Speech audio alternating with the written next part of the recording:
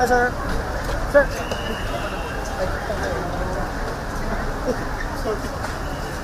Enjoy. Thank you again. Sobrang ganda. Pinagkuha ni Mother dito eh. Ay, nako. Sabi ko, thank you. Ano po eh, talagang nakakapawi ng pagod, lahat ng hirap. Kasi yung totoo po talagang pinaghihirapan po talaga namin. Kasi sa meeting, sa creative meeting, pag nasa set ako, pag kinakausap ko yung mga actors, talagang pinipilit namin siyang makapagpalabas gabi-gabi na alam po namin na mapaliligayan namin yung mga manonood. Right. Talagang, at natutuwa ako sa lahat ng mga actors, lalo na yung mga bagong set ng actors ngayon, sila Mami Jane, sila Ivana. Talagang may puso, yung dedikasyon. Kaya siguro tumatagos sa telebisyon, na-appreciate ng mga tao yung pinaghihirapan namin. Kaya nakakatuwa pag nakikita namin yung ratings. Kasi yung ratings ang ibig sabihin nun, yung pagtanggap ng mga manonood eh. Kaya sobrang kakapawi talaga ng hirap at pagod na ginagawa namin. Lalo na tomorrow. Kasi may pinagandaan ako eh, na isang malaking revelasyon na ipapalabas bukas. It's a 5-minute special trailer. Oo. Matala mo na. Pinasilip na sa akin. Talaga. Kasi gusto kong kunin yung reaction mo na i-air ko for Monday. Oo. After lumabas yun. Grabe yung ginawa ninyo. Yung opening mo na intercutting. Paano mo naisip lahat to? Kasi sabi ko dahil ako yung producer, di ba? Sabi ko wala kasi kaming time para makapag-promo, makapag-mall show, makapag-press con, dahil mga bago namin mga actors. Sabi ko, gagawa ako, bubuuin ko yung kwento. Sabi ko, para mas maintindihan ng mga tao yung bawat character, yung kabuuan ng kwento, yung lahat ng mga mangyayari. Ipapakita ko sa Friday. Okay. Kung ano yung ine-expect ng lahat ng mga viewers. Kaya talaga sabi ko nga, unexpected. Saka first time ko ginawa to, hindi ko nagawa to sa lahat ng teleserye ko. Dito ko siya ginawa sa Batang Quiapo. What can the viewers expect sa 5-minute special? Lahat ng revelasyon, lahat ng koneksyon, lahat ng mga malalaking eksena, lahat ng mga hindi inaasahan ng mga viewers. Talagang, nung sinabi ko nga to sa mga host, talagang sobra sila na-excite. Talagang sobra silang na kahit sa lahat ng mga directors ko, pag nag-creative kami, sabi ko ito ang plano ko, pakita na natin, sabi ko gawin na natin, ano yung hinahanap at hinihintay ng mga manonood, bigyan na natin. Grabe na, ako napanood mo siya. Honestly, ako hindi ko pa napapanood. Ano to ha? Hindi pa. Oh my God, I'm so sorry. Pero grabe yung, tama ka, yung revelation, after revelation, yung nakita ka ni Irma. Parang ganun to, parang, ikaw ba hindi ka nauubusan kung paano ilalakad mo na ito? Sabi ko nga po, MJ, wala akong alam sa paggawa ng teleserye, ng pelikula, kung nag-aral ng pag-direct, ng pagsusulat. Hindi ko rin alam kung paano nangyayari lahat.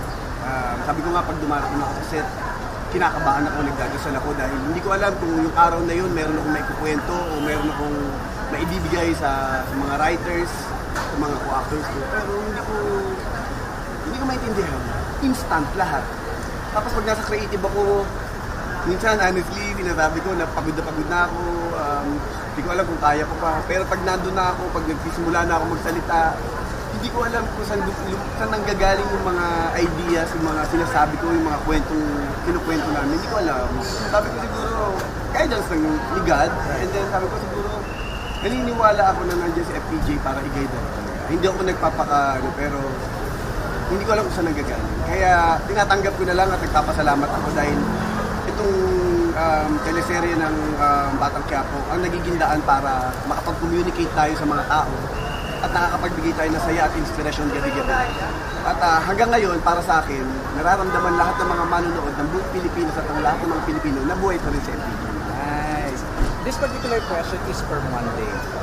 Sa 5-minute special trailer, ano yung pinaka-favorites? Yung pagkikita namin ng tatay na nakita niya kami ni Mocha, nag-uusap, and then yun nga, nung nag-alikan kami. And then, na-reveal na lahat, yung connection. And then yung sa amin din tatlo ni Ramon at ni Dada. Actually, lahat. Lahat. Pero kapag sinasagot mo yung tanong ko, kita pa sa mata mo yung excitement. Sobra kasi, alam mo, Sabi ko, MJ, sobrang kasing hirap buuin. At saka aminin ko talagang pinagkagastosan.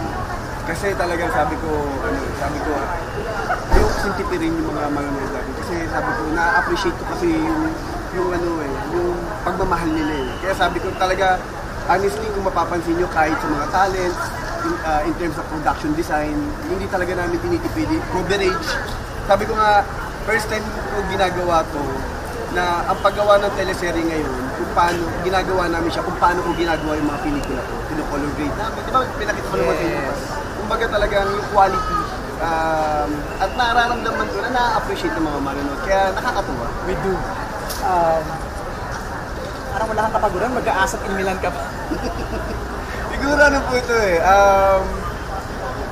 pagmamahal. Mahal na mahal ko yung ginagawa ko. Mahal na mahal ko yung mga Pilipino kasi hindi naman mababago ang buhay ko kung hindi dahil sa kanila. Binabalik ko lang yung blessing na ibinigay nila sa akin, yung pag-appreciate nila sa akin na dahil sa kanila nabago ko yung buhay ng buong pamilya ko. At ngayon, ito lang yung kakayanan ko eh para makapagpasalamat sa kanila. Kaya nga sabi ko kahit nagaling kami ng taping, parang pumikit lang ako, Milan na, tapos pagpikit ko ulit, back to taping. Pero sabi ko lahat naman lumilipas. Tatanda ako, matatapos din ang lahat nito. Pero sa panahon ko, gusto ko sasabihin ko, noong time ko binigay ko yung pinaka-best ng makakaya. Last question. So, si Bubbles na ba? Ang bagong pag-ibig ni Tanggol, mawawala na ba si Mokan sa picture? Ay, hindi. So, yan ang yan ang mga aabangan. Kasi sabi ko nga, napakaganda ng kwento ng Batang Quiapo. Maraming pasikot-sikot. Like yung character ni Jacqueline Jose, hindi mo alam kung ano talaga, kung sino ba siya, kung ano ba siya sa buhay ko. Okay. Ang dami niyang... So may something yun? Oo, madami yun. Kumbaga, kasi sabi ko nga, hindi ako maglalagay ng isang character na parang yun lang yun. Right. Maraming iikutin yan. Kasi alam mo naman, pag gumagawa tayo ng kwento, dapat, di ba, laging may mga surprises, laging merong mga Twist. laging may twist. Kaya yun yung abangan ng ating mga kabataan. Congratulations, guys. Gagawin ko. Papasok mo na. Alam ko na naman kung paano. Nakakatulong ko eh. Ako hindi, ako game ako.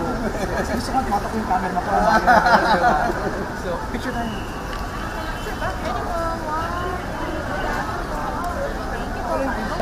Thank you so much. Thank you so much. Okay, titik lang po. Thank you. Okay, boss. Thank you so much. Thank you. Yeah, Amaya, look at Mama. Late na kami for immigration. Sorry po. Sorry po. Tuloy tayo. Magbihin. Thank you so much. Bye-bye. Yes, I'll be here.